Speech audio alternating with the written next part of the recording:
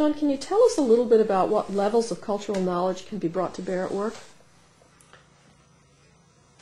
Yeah, there are the most common kinds of cultural information that's provided are the do's and don'ts. When you go to a country, don't do this. Don't shake hands, or do shake hands, or don't bow, or do bow, or make sure you never eat with your left hand, you only eat with your right hand. Well, how do I eat with any hand? That sort of thing.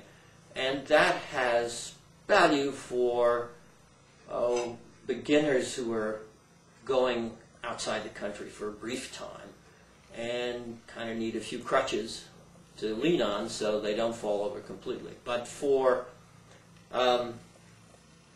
those who travel and work frequently between cultures, that information is not at all generalizable. So once they get a crutch, that crutch might be only for Japan or China or France or somewhere, but it won't do them any good anywhere else. So it's a very limited form of information, which has the drawback of giving people the false concept that they actually are able to work outside of a very limited area.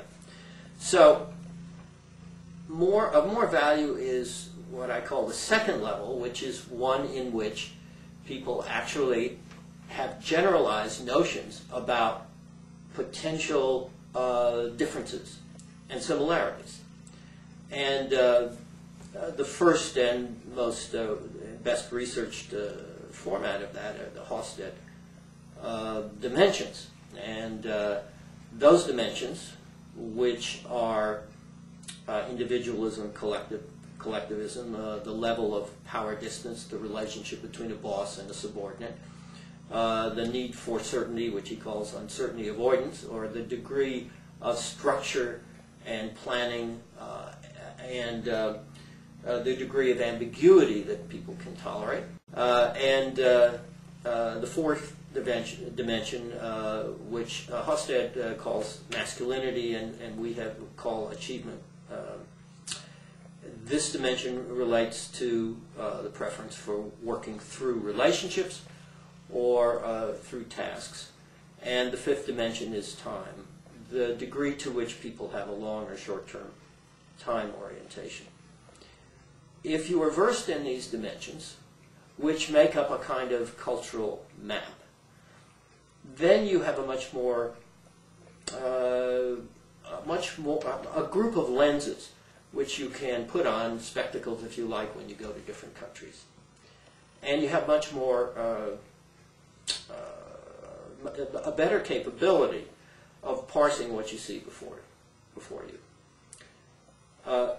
The third and highest level is where you have been able to integrate all of these dimensions, and so that you're not thinking about the dimensions, or you're not thinking about cultural crutches, but you are really empathizing with the person you're working with.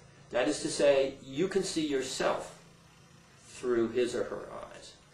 This is the highest level.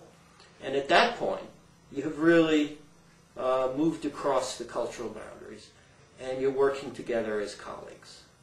This usually requires a number of years of practical experience as well as understanding of some of the theoretical issues involved.